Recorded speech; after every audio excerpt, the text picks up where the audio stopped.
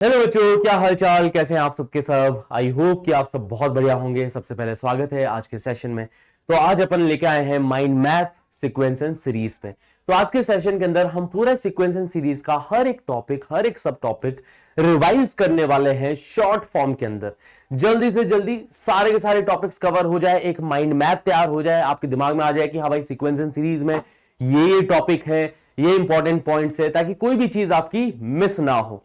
ठीक है, तो हम इसके ऊपर ये सेशन लेके आए हैं। बट सेशन के बाद में आप प्रैक्टिस शीट भी सॉल्व कीजिएगा। प्रैक्टिस शीट आपको डिस्क्रिप्शन के अंदर भी मिल जाएगी। उस प्रैक्टिस शीट के अंदर बहुत प्यारे प्यारे सवाल हमने रखे हैं, मिक्स्ड क्वेश्चन रखे हैं।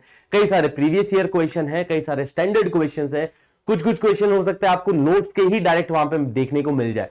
ठीक है, तो वो 30 क्वेश्चन की प्रैक्टिस शीट है, प्रॉपर जेईई मेंस पैटर्न के ऊपर बनी हुई है। सीक्वेंस एंड सीरीज का हर एक टॉपिक उसके अंदर कवर हो रहा है। ठीक है, हर एक टॉपिक हम लोग कवर कर रहे हैं सीक्वेंस एंड सीरीज के उस प्रैक्टिस शीट के अंदर। ठीक है, ताकि हर टॉपिक की आपकी प्रैक्टिस हो जाए। और बेसिकली आपने ये दो चीजें कर ली, आपने माइंड मैप देख लिया अच्छे से, सारी चीजें समझ ली बढ़िया से। उसके बाद में प्रैक्टिस शीट आपने 1 घंटे का टाइमर लगा के बिल्कुल एकदम जैसे टेस्ट पेपर की तरह प्रैक्टिस शीट को अटेम्प्ट करिए। फिर देखिए आपके कितने नंबर बन रहे हैं, कितने क्वेश्चंस आपने सॉल्व कर लिए हैं। जो क्वेश्चन नहीं सॉल्व हुए हैं उसको एक बार फिर से आप ट्राई दे सकते हैं।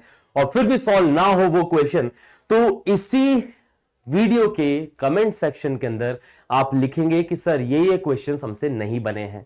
जरूर लिखना बेटा ये, क्योंकि फिर आज ही शाम को आपको पता है कि इसी का ही डिस्कशन सेशन में लेके आऊंगा। उस डिस्कशन सेशन के अंदर जो मैं डिस्कस करने वाला हूं, सबसे पहले मैं प्रायोरिटी उन क्वेश्चन को दूंगा जो कि बच्चों ने डाउट्स पूछे हैं मेजर। ठीक है, तो सबसे पहले वो क्वेश्चंस डिस्कस होंगे, फिर हमारे पास समय मिलता है डिस्कशन सेशन के अंदर तो अपन बाकी के क्वेश्चंस भी डिस्कस कर लेंगे। ठीक है, तो ये काम आपको करना है और यही काम आप करते रहे हर वीक, हर एक चैप्टर के ऊपर, तो पुराना रिवाइज होता रहेगा, प्रैक्टिस होता रहेगा। ठीक है, तो चलिए फिर शुरुआत करी जाए आज के सेशन की। सबसे पहले तो देखो, दो इंपॉर्टेंट चीजें हमें पता होनी चाहिए कि Sn-Sn-1 बराबर Tn, मतलब सम ऑफ n टर्म्स में से सम ऑफ n-1 टर्म सब्ट्रैक्ट करोगे तो हमारे पास में nth टर्म मिल जाती है। ठीक है, समीशन Tn है ना, T1 T2 T3 up to Tn तक को ऐड करेंगे, जहां पे T1 T2 T3 टर्म्स को रिप्रेजेंट करता है। Sn का मतलब सम ऑफ n टर्म्स है ना, तो T1 T2 T3 से Tn तक का सम करोगे तो वो बराबर क्या, Sn के बराबर आने वाला है। जो इस टाइप के सवाल इसके अंदर बन जाते हैं, जैसे Sn की वैल्यू दे रखी है, हमसे Tn पूछ लिया गया है, तो Tn यहां पे अपने पास में डायरेक्टली हो जाएगा, Tn बराबर Sn माइनस Sn-1। ठीक है, Sn कितना दे रखा है, Sn दे रखा है 5n स्क्वायर प्लस 2n, और Sn-1 कितना हो जाएगा, यहां पे बस n की जगह n-1 रखो भाई, Sn-1 हो जाएगा। Sn-1 हो जाएगा 5 टाइम्स n-1 का whole square plus 2 times n-1। ठीक है, तो 5 टाइम्स n-1 का whole square plus 2 times n-1 है ना। इसको सब्ट्रैक्ट करोगे तो अपने पास में Tn मिलता हुआ दिख रहा है ना। तो sum of n terms minus sum of n-1 terms बराबर nth टर्म बराबर Tn। ओके, फिर बाद में सबसे पहले हमारे पास में आती है एपी, अरिथमेटिक प्रोग्रेशन, जो कि आपने देखी है। अरिथमेटिक प्रोग्रेशन के अंदर कॉमन डिफरेंस कांस्टेंट रहता है। इस तरीके की अपने को शक्ल देखने को मिलती है, ए प्लस डी, ए प्लस 2d, ए प्लस 3d, एक कॉमन डिफरेंस ऐड कर रहे हैं। ये कॉमन डिफरेंस पॉजिटिव हो सकता है, नेगेटिव हो सकता है ना, कुछ भी हो सकता है। ठीक है, अब यहां पे nth टर्म जो होती है वो लिखते हैं a प्लस n-1d, क्योंकि आप देख सकते हैं कि ये फर्स्ट टर्म है ना, T1 को a बोला गया, सेकेंड टर्म में a प्लस डी आ रहा है, थर्ड टर्म के अंदर a प्लस 2d आ रहा है, तो nth टर्म के अंदर क्या आएगा, है ना, यहाँ पे 3 है तो यहाँ पे 2 आ रहा है। जैसे अगर मैं इसके अंदर 10th टर्म लिखूं तो आप a प्लस 9d लिखोगे ना, ऐसे 10th टर्म अपने पास में आने वाली है। तो nth टर्म जो होती है वो a प्लस n-1d होती है, जो कि आप देखिएगा कि लीनियर है n के टर्म्स में, है ना। n के टर्म्स में क्या है, लीनियर है। जैसे कि इस टाइप का सवाल दे दिया जाए कि Tn जो है, Tn दे रखी है अगर 2n प्लस 3 और पूछा गया है यहाँ पे फर्स्ट टर्म एंड डी के बारे में, तो फर्स्ट टर्म मतलब T1 हो गया भाई। तो क्या यहां से T1 की वैल्यू अपन निकाल सकते हैं, जी हां, n की जगह 1 रखेंगे तो T1 मिल जाएगा। T1 की वैल्यू कितनी, 5 हो जाएगी। क्या T2 निकाल सकते हैं, जी हां, n की जगह 2 रखेंगे, 2 दूनी 4, 4 प्लस 3 कितना, 7 हो जाएगा। T3 निकाल सकते हैं, जी हां, 3 दूनी 6, 6 और 3 9 हो जाएगा। तो कितने का कॉमन डिफरेंस चल रहा है भाई, हाँ जी, 2 का कॉमन डिफरेंस चल रहा है। तो कॉमन डिफरेंस वगैरह सब कुछ हमें पता है, या फिर कोफिशिएंट ऑफ n ही क्या होता है, कॉमन डिफरेंस होता है ना, n का कोफिशिएंट। तो अगर nth टर्म लीनियर आ रही है n के टर्म्स में, nth टर्म लीनियर है n के टर्म्स में, तो हमारे पास में ये एपी होने वाली है। ठीक है, इस बात को ध्यान रखिएगा, आगे जाके फिर से एक बात काम आने वाली है। फिर सम ऑफ एन टर्म्स का फॉर्मूला रहता है, सम ऑफ एन टर्म्स का फॉर्मूला रहता है n/2 times 2a plus n-1 into D, जो कि क्वाड्रेटिक है n के टर्म्स में, ठीक है। या फिर सम ऑफ एन टर्म्स को अपन ऐसे भी लिख सकते हैं n/2 times first term plus last term, है ना, a प्लस l, जहां पे ये l ही है a plus n-1 into D, है ना, l ही हमारे पास में nth टर्म है, last term a plus n-1 into D, ठीक है। तो ये दोनों फॉर्मुलेज आपने देखे होंगे, है ना, एपी के अंदर ये दो इंपॉर्टेंट फॉर्मुलेज आते हैं।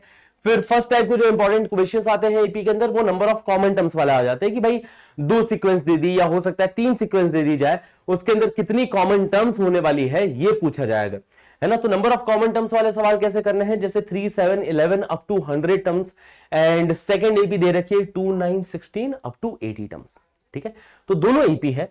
फर्स्ट एपी का जो कॉमन डिफरेंस है, फर्स्ट एपी का कॉमन डिफरेंस 4-4 का चल रहा है, सेकंड एपी का कॉमन डिफरेंस 7-7 का चल रहा है, 7-7 का कॉमन डिफरेंस चल रहा है।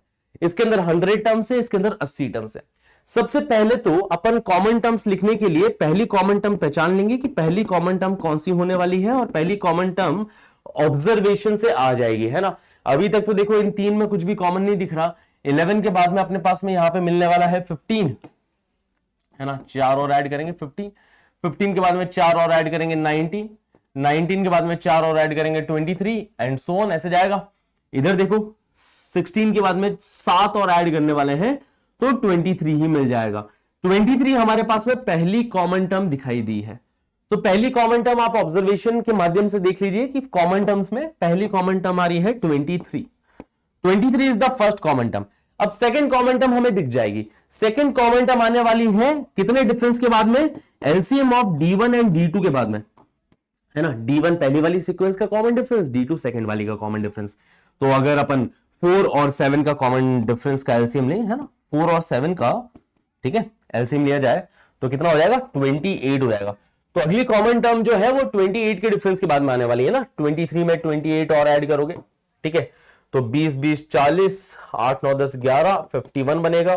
फिर 51 में 28 और ऐड किया, और ऐसे करते करते ये कॉमन टर्म्स होगी। पहली कॉमन टर्म्स 23, अगली वाली कौन सी, 51, फिर 28 के डिफरेंस के बाद में एंड सो ऑन, ओके। अब इसका ना माना कि हमारे पास में n कॉमन टर्म्स है ना, भाई तो निकालना है कि भाई कितनी कॉमन टर्म्स है, n कॉमन टर्म्स है।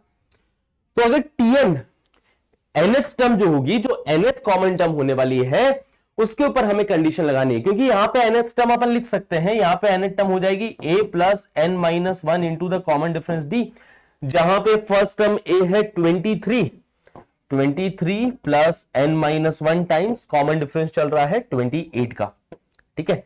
तो a plus n-1 into common difference d, ये हमारे पास में nth कॉमन टर्म आ गई। अब इसके ऊपर कंडीशन लगानी है ना, n की वैल्यू निकालने के लिए यहां पे कंडीशन लगेगी। कंडीशन क्या लगेगी कि हमारी जो nth कॉमन टर्म होने वाली है, इनमें देख लो आखिरी टर्म कितनी आ रही है। जैसे सपोज इसमें आखिरी टर्म लेट्स से 350 आई, माना इसके अंदर आखिरी टर्म 420 आई, तो इसमें 350, इसमें 420 आई, तो आखिरी जो कॉमन टर्म होगी, है ना, वो 350 से कम होने वाली है ना, क्योंकि पहली वाली सीरीज 350 से ज्यादा है ही नहीं इसके पास कोई टर्म। समझो, मतलब यहां पे ये 100th टर्म हमें निकालनी पड़ेगी कि इधर ये T100 कितना आएगा। तो T100 कितना आने वाला है, a plus 99 times 99 into common difference, common difference कितने का, 4 का चल रहा है। और इधर अगर तुम 80th टर्म निकालोगे, है ना, क्योंकि इसके अंदर 80 टर्म ही है, तो इसके अंदर 88 टर्म निकाला जाए। 80 वाली टर्म कौन सी है, तो फर्स्ट टर्म 2 प्लस 80 माइनस 1 मतलब 79 into the common difference, common difference कितने का चल रहा है, 7 का चल रहा है। देखो जरा इन दोनों में से छोटा कौन है, क्या पहला वाला छोटा है कि दूसरा वाला छोटा है, वो अपने को देखना पड़ेगा। तो इसको कैलकुलेट करके देखिए, 7 63, 6 7 7 49, 49 और 6 हो जाएगा 55, 553 प्लस 2, है ना, मतलब ये 555 बन रही है। और यहां पे देखा जाए तो ये 100 इंटू 4 होता है 400, 400 में से अपन 4 कॉमन करेंगे, हाँ जी, 400 में से 4 घटाए 396 प्लस 3 बन रहा है, ठीक है। तो ये 399, यहां पे आखिरी टर्म जो 399 है, इधर जो आखिरी टर्म देखने को मिल रही है वो 555 करीब मिल रही है। तो इधर ये जो आखिरी कॉमन टर्म होगी ना, वो 399 से छोटी होने वाली है, क्योंकि 399 से बड़ी टर्म है ही नहीं पहली वाली सीरीज के पास। तो 399 से बड़ी कॉमन टर्म कैसे हो सकती है? कॉमन टर्म मतलब जो दोनों के अंदर अपने पास में कॉमन आ रही हो। ओके, तो यहां पे जो nth टर्म अपन कंडीशन लगाएंगे कि 23 plus n minus 1 times 28 less than और इक्वल टू क्या 399 कर देंगे, और इसको अपन n के लिए सॉल्व करेंगे कि भाई n की वैल्यू क्या आएगी। ठीक है, ये कंडीशन अपन लगाने वाले हैं। यहां से अपने पास में n की वैल्यू आएगी कुछ, जैसे n की वैल्यू सपोज 12 पॉइंट समथिंग आती है। सपोज सॉल्व करने के बाद में अपने पास में आता है कि n लेस देन और इक्वल टू 12 पॉइंट समथिंग। ठीक है, नहीं तो कैलकुलेट कर लेगा फटाफट से, 23 उस साइड भेजो, तो ये बन रहा है n minus 1 times 28 less than और इक्वल टू 399 में से 23 सब्ट्रैक्ट किया, अपने पास में ये 6 आ जाएगा। 39 में से 2 सब्ट्रैक्ट करेंगे तो अपने पास में 37, 376, 4 से कटेगा, 4 से 28, 4 9 36, 4 चौक 16, तो n माइनस 1 लेस देन और इक्वल टू 94/7, और काटे इसको तो 7 एकम 7, 8 9 24, 7 21, 13 पॉइंट समथिंग आ रही है। n माइनस 1 लेस देन और इक्वल टू 13 पॉइंट समथिंग मतलब n लेस देन और इक्वल टू 14 पॉइंट समथिंग, मतलब n की वैल्यू कितनी 14 आ जाएगी, मतलब 14 कॉमन टर्म्स यहां पे देखने को मिल रही है। तो ऐसे कॉमन टर्म्स वाले अपन क्वेश्चंस कर लेते हैं। ठीक है, फिर चलिए बात करते हैं जीपी के बारे में। जीपी जो है इसकी शक्ल इस टाइप से दिखाई देती है, ए r square and so on. इसकी प्रॉपर्टी ये रहती है कि जीपी के अंदर कोई भी दो कंसेक्यूटिव टर्म्स है, जैसे T2 और T1, उसका जो रेशियो है वही T3 और T2 का रेशियो आएगा, मतलब कोई भी दो कंसेक्यूटिव टर्म्स का रेशियो सेम आने वाला है। ओके, इसके अंदर nth टर्म इस तरीके से लिखते हैं a टाइम्स r की पावर n माइनस 1, क्योंकि देख सकते हैं सेकेंड टर्म के अंदर ar आ रहा है, थर्ड टर्म के अंदर r स्क्वायर आ रहा है, nth टर्म के अंदर क्या r की पावर n माइनस 1 आ रहा है ना, तो ये nth टर्म होगी। सम ऑफ n टर्म्स का यहां पे फॉर्मूला आता है a इंटू आर की power n minus 1 upon r minus 1, या फिर इसको ऐसा लिख सकते हैं first term into 1 minus R की power n upon 1 minus R. यहीं पे ही इनफाइनाइट टर्म्स का फॉर्मूला आता है a अपॉन 1 माइनस आर, जहां पे इनफाइनाइट टर्म्स का सम तभी निकाला जा सकता है जब कॉमन रेशियो क्या -1 से 1 के बीच में हो, अदरवाइज इनफाइनाइट टर्म्स का सम नहीं निकाल सकते, है ना। जीपी कन्वर्जिंग होनी चाहिए, डाइवर्जिंग नहीं होनी चाहिए। ठीक है, तो r -1 से 1 के बीच में होगा तभी इनफाइनाइट टर्म्स का सम अपन निकाल सकते हैं, है ना। इसके प्रूफ का भी एक मैंने तरीका यहां पे लिख रखा है कि इसका प्रूफ कैसे निकाला जाता है, क्योंकि इसका प्रूफ भी अपने आप में बहुत इंसाइटफुल है, बहुत सारी चीजें इसका प्रूफ भी बता रहा होता है ना। तो इसका प्रूफ भी देख लीजिएगा कि एसएन निकालना था a r square up to a times r की पावर n माइनस 1, यहां तक का सम निकालना था। इसी को ही कॉमन रेशियो से मल्टीप्लाई करके मैंने फिर से लिख दिया इसी सीरीज को, है ना। ये आइडिया बड़ा इंपॉर्टेंट है कि r से मल्टीप्लाई किया तो a का बन जाएगा ar का बन जाएगा ar स्क्वायर का बन जाएगा ar क्यूब, ar की पावर n माइनस 1 का बन जाएगा ar की पावर n। अब दोनों को सब्ट्रैक्ट करो, दोनों को सब्ट्रैक्ट करते ही ar से ar कटेगा, ar स्क्वायर से ar स्क्वायर कटेगा, ये अगले वाले से कट जाएगा, मतलब अपने पास में a माइनस ar की पावर n बचेगा, और लेफ्ट हैंड साइड में sn कॉमन लिया तो sn टाइम्स 1 माइनस r, तो यहीं से ही sn की वैल्यू आ जाती है अपने पास। ठीक है, इसी के अंदर एक इंपॉर्टेंट टाइप ऑफ क्वेश्चन एक तो ये बनते हैं, है ना, इस टाइप के सम 9, 99, 999, ये अपनी इंपॉर्टेंट सीरीज है, क्योंकि इस टाइप की कोई भी सीरीज हुई 777, 777, तो अपन उसको भी इसी तरीके से ले जाएंगे। क्या तरीका क्या है कि 9 को अपन लिख सकते हैं, है ना, 9 को लिख सकते हैं 10 माइनस 1, 99 को लिख सकते हैं 100 माइनस 1। आपको पता है ना, किसी भी शॉप पे जाओगे वो क्या करेंगे, है ना, वो बोलेंगे जस्ट 9999, है ना, टेक दिस फॉर जस्ट 9999, बस 10,000 से एक कम है, डायरेक्टली 10,000 ना बोल के वो 9999 बोल देते हैं ना, 4 डिजिट का थोड़ा अच्छा लगता है। 4 डिजिट का सबसे बड़ा नंबर कौन है 9999, 2 डिजिट का सबसे बड़ा नंबर कौन है 99, है ना, जो कि 100 से एक कम है ना, कि जस्ट 99 में ले जाइए, 100 भी तो बोल सकते थे, है ना, वो बोलते हैं जस्ट 99 में ले जाइए। तो ये है खूबी 9s की। ठीक है, तो 10 माइनस 1, 100 माइनस 1, और 999 को लिख सकते हैं 1000 minus 1, and so on up to n terms चल रहा है। अब यहाँ पे दो सीरीज बन गई, एक तो 10 plus 100 plus 1000 and so on, इसके अंदर n टर्म्स, और दूसरा -1 plus 1 plus 1 plus 1 and so on, इसके अंदर भी n टर्म्स, है ना। देखो 1 1 1 1 ऐड हो रहा है, माइनस कॉमन लिया, 1 1 1 1 ऐड हो रहा है, और यहाँ पे 10 100 1000 एंड सो ऑन, ये चीजें बन रही है। अब ये है एक जीपी, ठीक है, जिसकी फर्स्ट टर्म है 10 और कॉमन रेशियो भी है 10 और नंबर ऑफ टर्म्स है n, तो अपन बोल सकते हैं a इंटू आर की power n minus 1 upon r minus 1। ये इस सीरीज का सम हो गया। 1 1 1 1 को n बार ऐड करोगे तो ये -n बन जाता है, तो ये 10 टाइम्स 10 की पावर n-1 अपॉन 9 -n। यार देखो ना, एक एक रुपए के 4 सिक्के मिले तो 4 रुपए, एक एक रुपए के 10 सिक्के मिले तो 10 रुपए, एक एक रुपए के n सिक्के मिलेंगे तो कितने n रुपए हो जाएंगे ना।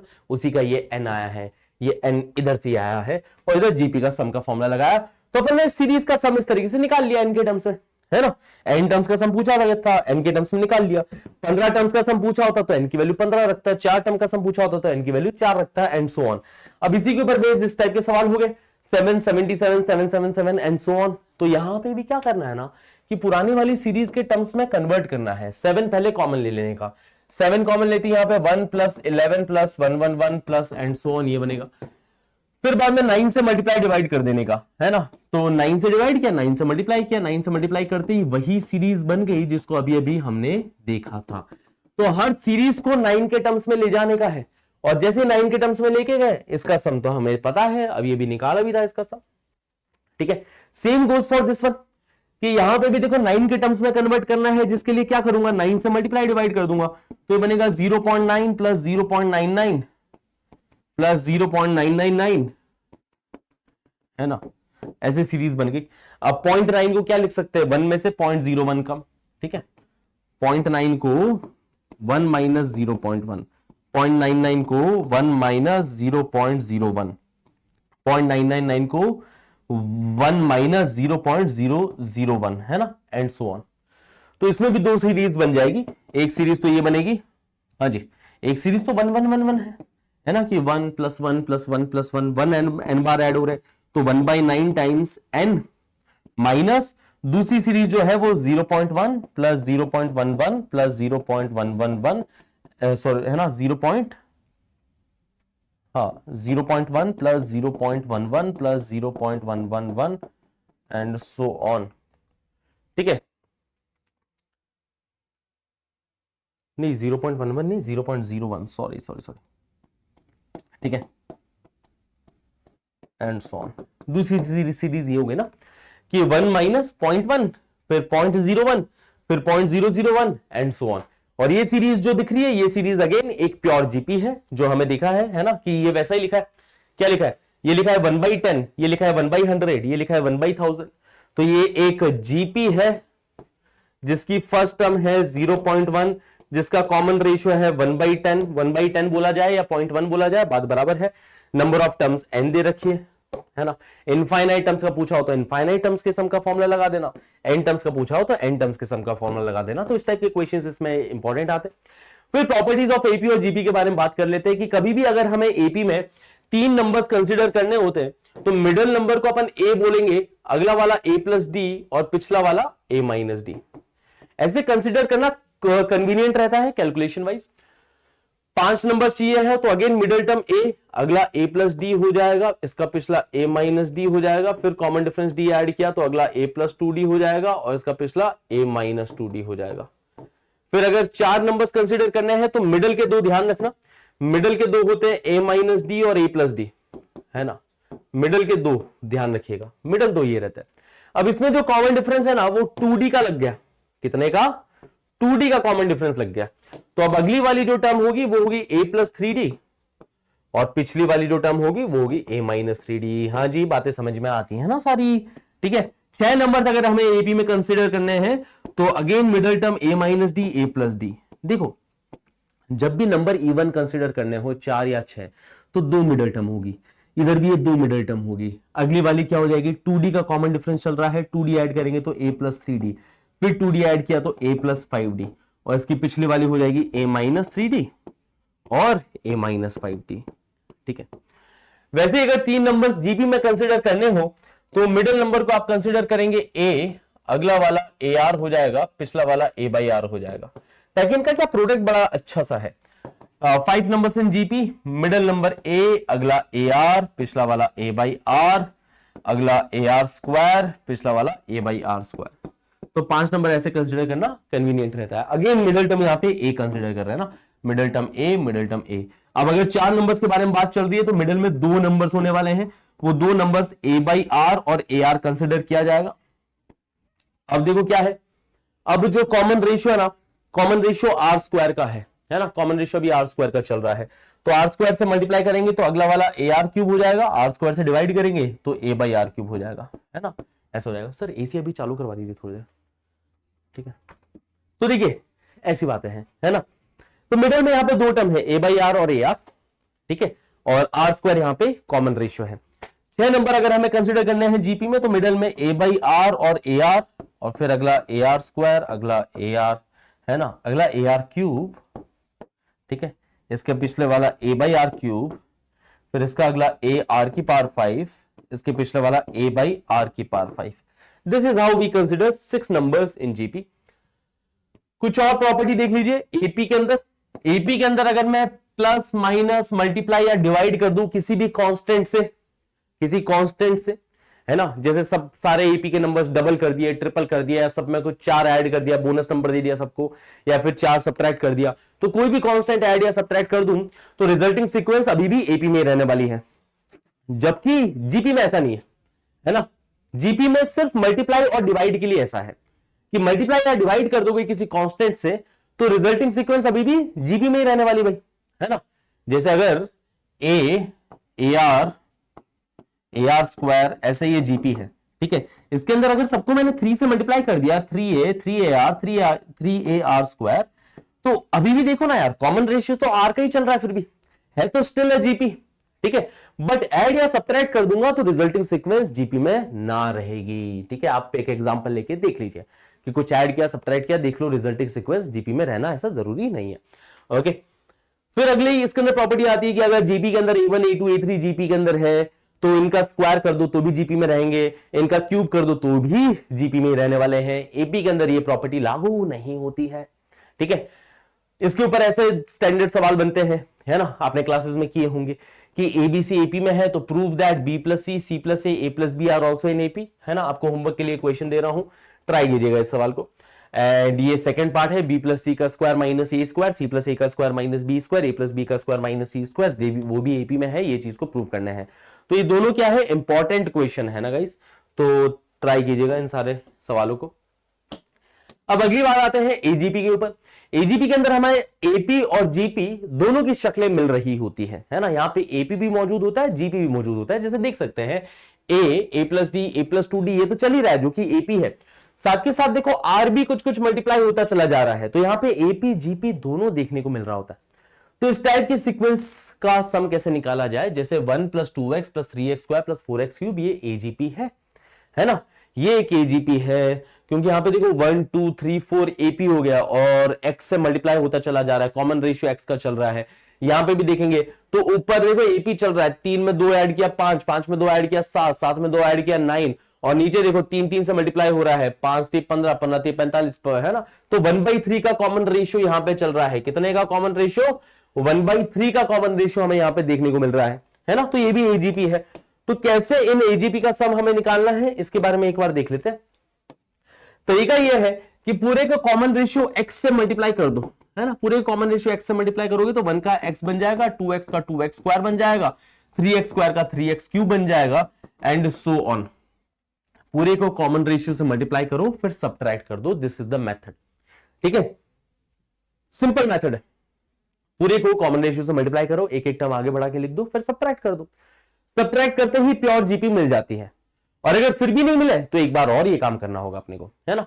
तो इधर इनको सब्ट्रैक्ट किया तो s minus x times s, मतलब s को कॉमन लिया तो 1 minus x, right hand side में 1 एज इट इज उधर जाएगा, 2x में से x जाएगा तो x बनेगा, 3x स्क्वायर में से 2x स्क्वायर जाएगा तो x स्क्वायर बनेगा। यहां पे इनको सब्ट्रैक्ट किया तो x क्यूब बन रहा है, and so on up to infinity. अब आप देखिएगा ये प्योर जीपी है। This is what, pure GP. हाँ जी, तो ये हमारे पास में प्रॉपर जीपी आ रही है, जिसका सम इनफाइनाइट टर्म्स का अपन निकाल सकते हैं। a की वैल्यू 1 है, 1/1 माइनस कॉमन रेशियो की वैल्यू x है, तो s टाइम्स 1 माइनस एक्स बराबर दिस। तो s की वैल्यू आ रही है 1/1 माइनस एक्स का होल स्क्वायर, ठीक है। सो ये आ गया हमारे पास सम की वैल्यू। हाँ जी, क्लियर। इसी तरीके से इस क्वेश्चन को भी ट्राई कीजिएगा। कॉमन रेशियो 1/5 है, 1/5 से मल्टीप्लाई करके इस पूरे सीक्वेंस को फिर से लिख देंगे। 3/5 का इधर ये 3/15 हो जाएगा, 5/15 का यहाँ पे 5/45 हो जाएगा, और है ना, 7/45 का 7/135 हो जाएगा, है ना, 1/3 से मल्टीप्लाई करें तो 7/45 का ही बन जाएगा, एक एक टर्म आगे बढ़ाया, लिख दिया आपने यहाँ पे। अब अप टू n टर्म्स का सम पूछा गया है। अब यहाँ पे क्या ना, nth टर्म लिखना भी बहुत जरूरी है अपने आप में, ठीक है। तो इस क्वेश्चन को आप ट्राई कीजिएगा बढ़िया से, दोनों को सब्ट्रैक्ट किया तो ये 4/5 टाइम्स s बन जाएगा, राइट हैंड साइड में 3/5 एज इट इज कूद गया, और यहां पे देखेंगे तो ये 2/15 plus 2/45 plus 2/135 and so on, ऐसा मिलेगा। देखो अगर इनफाइनाइट टर्म्स का सम पूछा होता तो फिर भी कोई पंगा नहीं होता, बट जब एन टर्म्स का सम पूछा गया तो यहाँ पे एक हल्का सा हमें केयरिंग दिखानी पड़ेगी।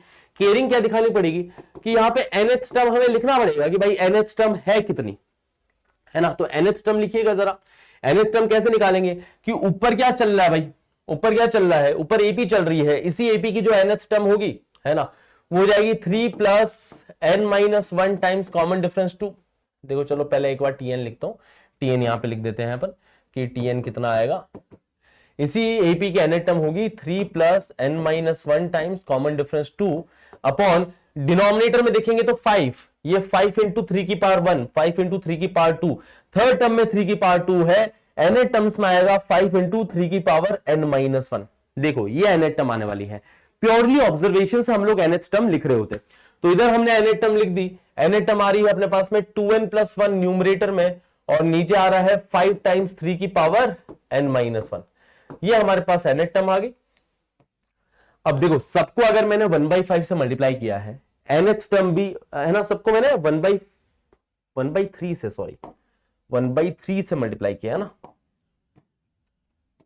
ठीक है। हाँ सबको अपन ने 1/3 से मल्टीप्लाई किया है, तो nth टर्म के अंदर भी क्या आ जाएगा, हाँ जी nth टर्म के अंदर भी ये 1/3 से मल्टीप्लाई होके nth टर्म अपन यहां पे लिख देंगे 2n + 1 अपॉन 5 × 3 की पावर n, ठीक है। तो देखो जब सब्ट्रैक्शन किया जा रहा है, सब्ट्रैक्शन इनके बीच में हो रहा है, यहां से लेके यहां तक का अपने पास में सब्ट्रैक्शन हो रहा है ना, ठीक है। और ये टर्म एज इट इज आगे नेगेटिव साइन के साथ में, -2n + 1 अपॉन 5 × 3 की पावर n, ये चीज ऐसी की ऐसी आ जाएगी। तो ये सीक्वेंस को देखोगे 2/15, 2/45, 2/135 एंड सो ऑन, यहां पे हमारे पास में n-1 टर्म्स है। कितनी टर्म्स है बच्चा पार्टी, n-1 टर्म्स है सीक्वेंस के अंदर, है ना। तो इस चीज का ध्यान रखिएगा कि इधर अपन जो फॉर्मूला लगाएंगे n-1 टर्म्स के सम का फॉर्मूला लगाएंगे। क्यों n-1 टर्म्स, क्योंकि देखो यहां से लेके इधर तक n टर्म्स थी, तो ये सेकंड से लेके यहां तक अपने पास में n-1 टर्म्स होने वाली है, तो फॉर्मूला अपन n-1 टर्म्स के सम का ही लगाने वाले हैं यहां पे।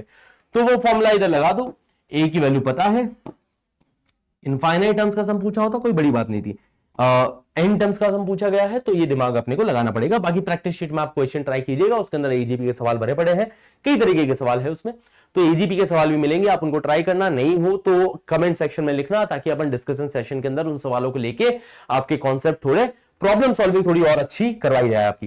तो a की वैल्यू 2/15 है, नंबर ऑफ टर्म जो n-1 है, फॉर्मूला लगा के हो जाएगा 2/15 times a into common ratio, है ना, कॉमन रेशियो 1/3 का चल रहा है, तो कॉमन रेशियो की पावर n-1 अपॉन 1 - 1/3।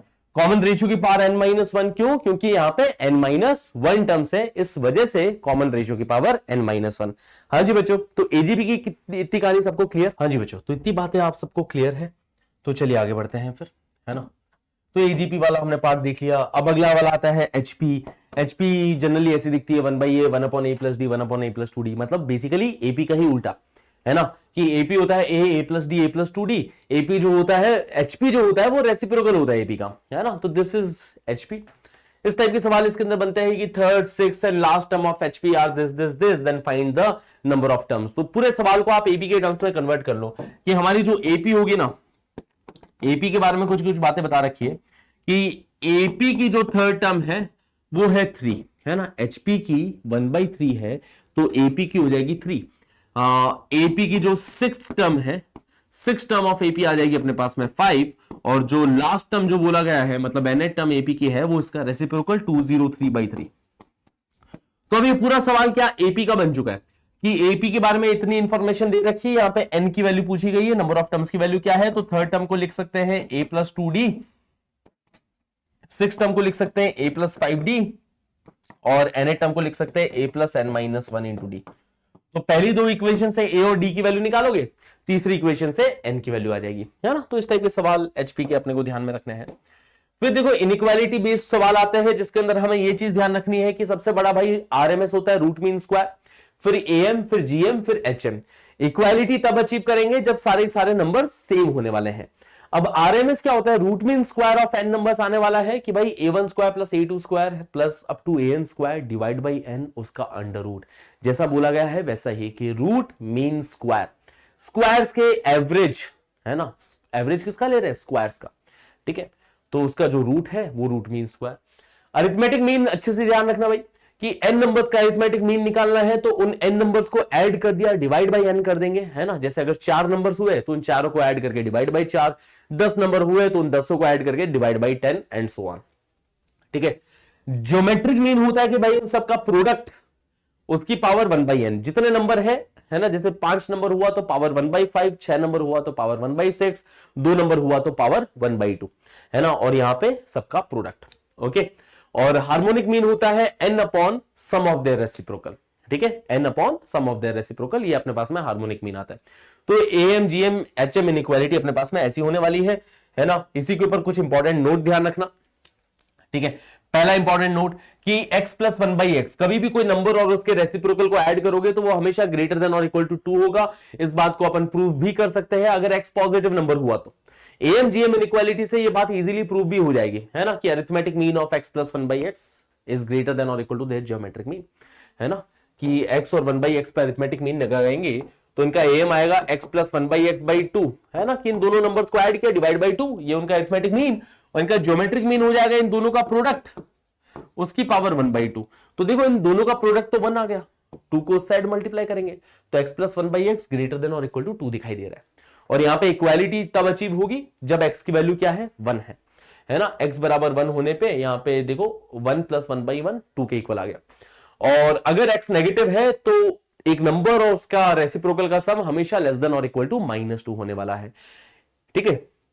ये एएम जीएम इनइक्वालिटी बेस्ड 2 आपके सामने सवाल है, इन दोनों सवालों को ट्राई कीजिएगा, है ना। यहां पे पहले सवाल के अंदर इन 4 नंबर्स के ऊपर एएम जीएम इनइक्वालिटी लगानी है कि भाई ये 4 नंबर हुए a³ a² a और 1, इनका सम डिवाइडेड बाई 4, ये हो गया इनका अरिथमेटिक मीन। और इनका ज्योमेट्रिक मीन हो जाएगा इन चारों का प्रोडक्ट a³ a² a और 1, इसका चारों का प्रोडक्ट इसकी पावर 1/4, ठीक है। तो देखो 3 और 2 5 और 1 6, a की पावर 6 आ रही है ना। a raise to the power 6 whole power 1/4, मतलब ये चीज बन रही है अपने पास में a की पावर 6/4 मतलब 3/2। अब दोनों साइड यहां पे स्क्वायरिंग कर दो ताकि ये पावर 3/2 की जगह a की पावर 3 बन जाएगा। दोनों साइड स्क्वायरिंग करती, जो प्रूव करना था वो प्रूव हो जाएगा। यहां पे भी ऐसा ही कुछ काम करना है, यहां पे 2 में लगा दो भाई कि पहले x plus y/2 greater than और equal to under root of xy होने वाला है। एएम जीएम लगाया x और y पे, वैसे ही y plus z/2 greater than और equal to under root yz, and वैसे ही z plus x/2 greater than और equal to under root zx। इन तीनों को मल्टीप्लाई करते ये बात प्रूव हो जाएगी। तो ऐसे एएम जीएम बेस्ड सवाल आते हैं। एक ये भी सवाल होते हैं एएम जीएम बेस्ड कि x plus y plus z बराबर 1 है तो ये चीज प्रूव करनी है ना। और ये रूट मीन स्क्वायर वाला सवाल हो गया। सेकंड वाला है आरएमएस से प्रूव होगा कि आरएमएस ग्रेटर देन और equal to AM arithmetic mean, ठीक है। तो सेकंड वाला क्वेश्चन अपन इससे प्रूव करेंगे। और फर्स्ट वाले क्वेश्चन में कोई बड़ी बात नहीं है कि x को 2 पार्ट्स के अंदर ब्रेक करना होगा हमें, x/2 plus x/2 plus y plus z, है ना। तो x को 2 पार्ट में क्यों ब्रेक किया, क्योंकि यहां पे x की पावर 2 है ना, बाकी दोनों की पावर 1 है। अगर सपोज y की पावर 3 होती तो y को 3 पार्ट्स में ब्रेक करता, y/3 y/3 y/3। तो देखो यहां पे मैंने x को 2 पार्ट्स के अंदर ब्रेक कर दिया, ठीक है। तो अब अपने पास में 4 नंबर हो गए। इन 4 नंबर पे एएम जीएम इनइक्वालिटी हमें अप्लाई करनी है कि इन चारों का सम डिवाइड बाई 4 ग्रेटर देन और इक्वल टू इन चारों के प्रोडक्ट की पावर 1/4। इन चारों का प्रोडक्ट देखोगे तो x² yz/4 आ जाएगा ना, x/2 x/2 x²/4 into y into z, है ना। अब अपने पास में इसकी वैल्यू तो है ही कि इसकी वैल्यू 1 दे रखी है, तो इसकी वैल्यू 1 रखेंगे तो लेफ्ट हैंड साइड में 1/4 आया, दोनों साइड स्क्वायरिंग करती जो बात बोली गई थी वो प्रूव हो जाएगी। ओके बच्चा वाली। और रूट मीन स्क्वायर आप जानते हो कि इनका रूट मीन स्क्वायर हो जाएगा under root of x square plus y square plus z square by 3 greater than और इक्वल टू इनका अरिथमेटिक मीन हो जाएगा इन तीनों का x plus y plus z by 3, और x plus y plus z की वैल्यू 1 दे रखी है ना, तो वो यूज कर लेंगे अपन। तो ऐसे एएमजीएम इनइक्वालिटी बेस्ड सवाल आता है। फिर एक बहुत इंपॉर्टेंट टॉपिक आता है जो कि सिग्मा नोटेशन। ये चीज पता होनी चाहिए कि भाई समीशन 1 n बराबर 1 से लेके n तक, मतलब 1 को ही n बार ऐड करोगे तो n बन जाएगा। ये हो जाएगा समीशन r बराबर 1 से लेके n तक, बेसिकली 1 + 2 + 3 अप टू n तक का समीशन है, जिसकी वैल्यू n × n + 1/2 हो जाती है। समीशन r स्क्वायर, इसकी value n × n + 1 × 2n + 1/6। Summation r cube, जिसकी वैल्यू n × n + 1/2 का होल स्क्वायर है ना। This is sum of cubes of first and natural number. इसके बाद में समीशन 2r - 1, इसकी वैल्यू n स्क्वायर होती है, मतलब ये है formula some of first odd and natural number का। ठीक है, पहले ये वाला क्वेश्चन करते हैं, चलो ये आपको अपना आप समझ में आ जाएगा। जैसे tn दे रखा है, nth टर्म दे रखी है, sn बताना है, तो यहां पे दोनों साइड समीशन फॉर्मूलेज अप्लाई कर दो, तो समीशन tn ही sn होता है बेटा। तो समीशन फॉर्मूला अप्लाई किया तो यहां पे summation n square plus 3 times summation n minus summation 5 आ रहा है। समीशन n स्क्वायर का फॉर्मूला लिख दो, n × n + 1 × 2n + 1/6, summation n का फॉर्मूला n × n + 1/2, और समीशन 5 इसकी वैल्यू हो जाएगी 5n, है ना कि 5 को n बार ऐड कर रहे हैं, इसकी वैल्यू 5n हो जाएगी। वैसे ही अपन इसको भी प्रूव कर सकते हैं कि इसको summation 2 times summation r minus summation 1, summation r की वैल्यू रख दो, हाँ जी, समीशन r की वैल्यू जो वही n × n + 1/2 रखेंगे, समीशन 1 की वैल्यू रख देंगे n के बराबर, और ये भी हो गया। ठीक है, तो समीशन फॉर्मूले बेस्ड सवाल आने चाहिए, जैसे 3² + 7² + 11² अप टू n टर्म्स। तो यहां पे इसको देखना कि ये समीशन ऑफ 4r - 1 का स्क्वायर लिखा है, r बराबर 1 से लेके n तक। जनरल टर्म देखना है, यहां पे 4r - 1 है ना, r बराबर 1 रखने पे 3 मिल रहा है, 2 रखने पे 7 मिल रहा है, आगे 11 मिल रहा है, एंड सो ऑन। तो समीशन 4r - 1 का स्क्वायर मतलब समीशन ऑफ 16r² - 8r + 1, जिसको कि अलग अलग पार्ट में 16 times summation r² - 8 times summation r plus summation 1, summation r square की वैल्यू रखना n × n + 1 × 2n + 1/6, summation r, summation 1, इन सब की वैल्यू रखते ही n टर्म्स के समीशन का फॉर्मूला आ चुका है। अब इसका यूज ना मेथड ऑफ डिफरेंस वाले सवालों में बहुत आता है। कभी भी अगर ऐसा दे रखा हो, है ना, कि कॉमन डिफरेंस एपी में, जैसे 6 और 13 के बीच का डिफरेंस देखा जाए तो 7 का डिफरेंस है, फिर आगे 9 का डिफरेंस आ रहा है, फिर आगे 11 का डिफरेंस आ रहा है, तो ये जो कॉमन डिफरेंस है वो एपी में आ रहा है ना। तो अगर फर्स्ट ऑर्डर डिफरेंस एपी में है, तो यहां पे दो तरीके के मेथड आते हैं। पहला मेथड आता है भविष्यवाणी मेथड। भविष्यवाणी मेथड बोलता है कि जो nth टर्म होने वाली है, nth टर्म क्वाड्रेटिक होगी, n के टर्म्स में an² + bn + c होगी।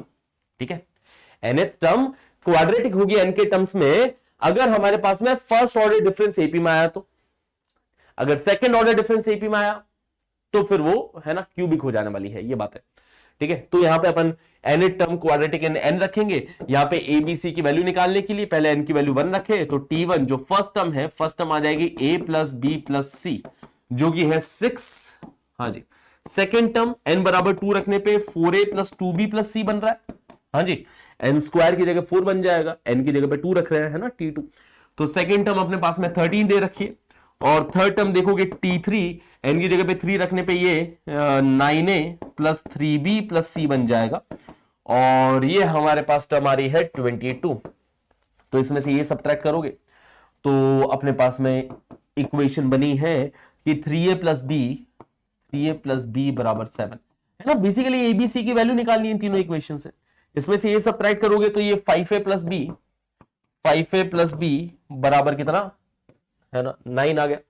ठीक है, फिर से वापिस ये सब्ट्रैक्ट करो, मतलब 2a की वैल्यू 2 आ गई, a की वैल्यू 1 आ गई, a बराबर 1 आ चुका है। a बराबर 1 आप किसी भी इक्वेशन में रखो तो b की वैल्यू आ जाएगी। जैसे यहां पे इस इक्वेशन में a बराबर 1 रखा तो b कितना आ गया, a 1 रखने पे b की वैल्यू 4 आ रही है, ताकि 3 + 4 7, और a 1 आ गया, b 4 आ गया, तो c मिल गया, है ना। a की जगह 1, b की जगह 4 रखोगे तो c की वैल्यू 1 आ गई। तो हमारे पास में जो nth टर्म मिली है ना, nth टर्म कितनी मिल जाएगी कि a की जगह पे रख रहे हैं 1, b की जगह पे रख रहे हैं कितना 4, और c की जगह पे रख रहे हैं 1, तो अपने पास n² + 4b, है ना, 4n + 1, nth टर्म आ गई अपने पास में। एक बार nth टर्म n के टर्म्स में मिल जाए तो सम ऑफ n टर्म्स निकालने के लिए सिर्फ समीशन फॉर्मुलेज हमें अप्लाई करने हैं। समीशन फॉर्मुले अप्लाई करते ही सम ऑफ n टर्म्स आ जाएगा। तो summation n square 4 times summation n और समीशन 1 का फॉर्मुला अप्लाई करते ही सम ऑफ n टर्म्स अपने को मिलते हुए दिख रहा है।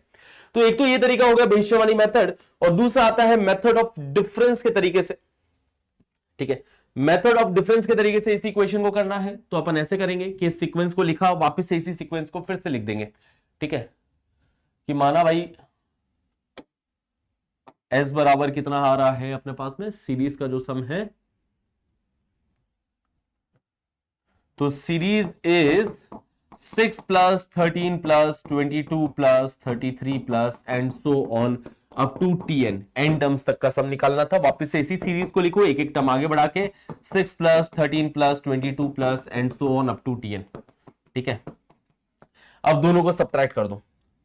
तो दोनों को सब्ट्रैक्ट करते ही लेफ्ट हैंड साइड में तो 0 हो गया, राइट हैंड साइड में 6 एज इट इज कूद गया, प्लस यहां पे देखो 13 में से 6 सब्ट्रैक्ट हो रहा है 7 आएगा, 22 में से 13 सब्ट्रैक्ट होगा 9 आ जाएगा, फिर बाद में अपने पास में 11 आ रहा है एंड सो ऑन, यहां तक चीजें सब्ट्रैक्ट हो रही है, ये प्लस tn माइनस tn बन के कूद जाएगा।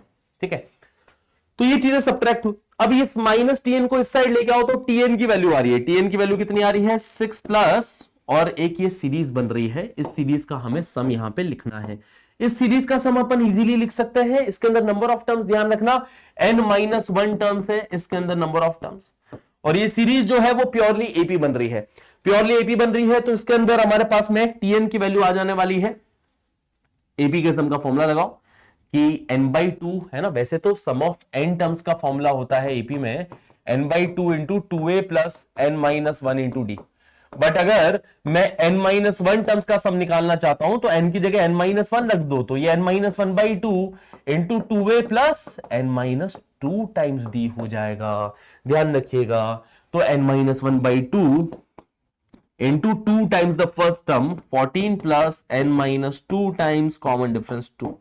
ओके, तो हमारे पास ये 2 से 2 कैंसिल आउट करो, 2 7 14, 2 एकम 2, तो tn की वैल्यू जो आएगी वही सेम टू सेम मिलने वाली है n square plus 4n plus 1। देखो कैलकुलेट कर कीजिएगा, tn यही आ जाएगा, tn यही आया, nth टर्म मिल गया, काम खत्म।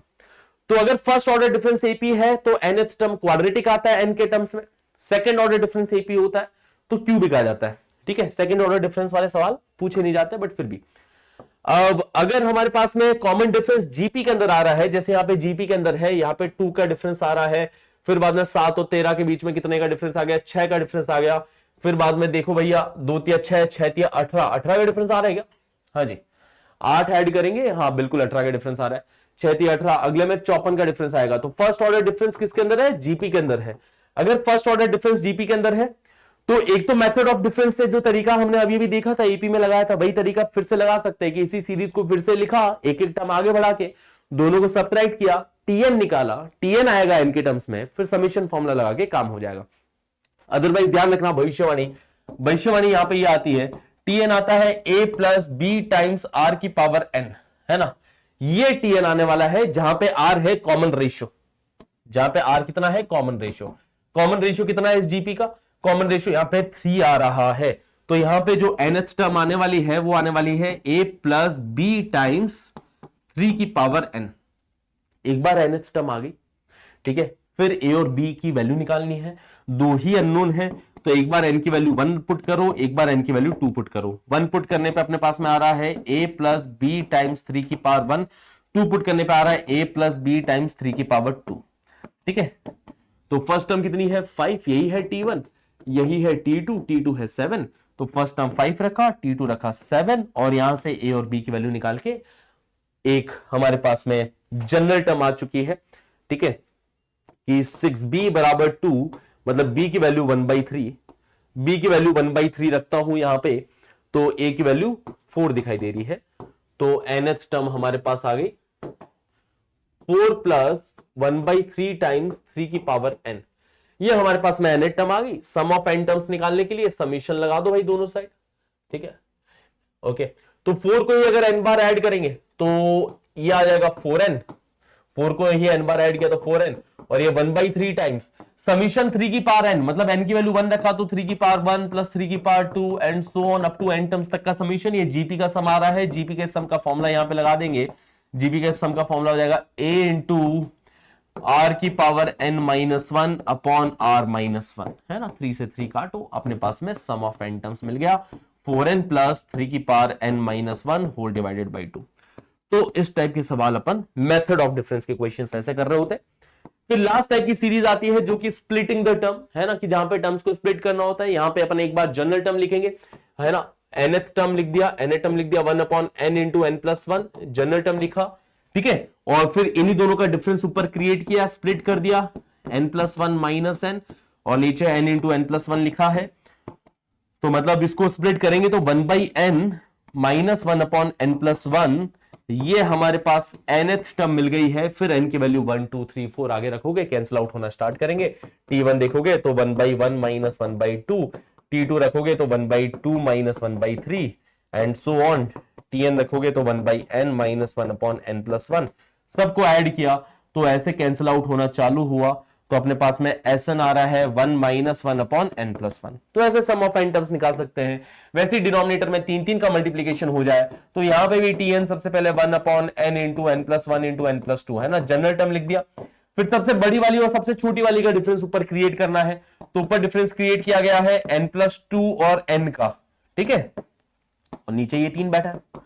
तो बेसिकली हमने यहां पे कुछ चेंजेस कर दिए। क्या चेंजेस कर दिए? न्यूमरेटर में 2 क्रिएट कर दिया, तो इसीलिए 2 से अपने को डिवाइड भी करना पड़ेगा। अब देखो स्प्लिट करेंगे यहां पे तो n प्लस 2 से n प्लस 2 कटेगा एक पार्ट में, तो n और n प्लस 1 बचेगा यहां पे, और इधर nn कट जाएगा तो n प्लस 1 और n प्लस 2 बचेगा यहां पे, ठीक है। और फिर से तुम n की वैल्यू रखना चालू करो, 1 2 3 4 कैंसिल आउट होना चीजें स्टार्ट हो जाएगी और सवाल इजीली हो जाएगा।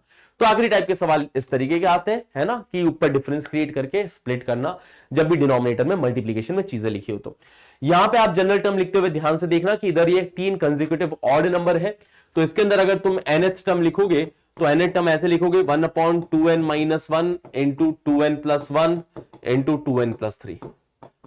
तो ये है हमारे पास यहाँ पे nth टर्म।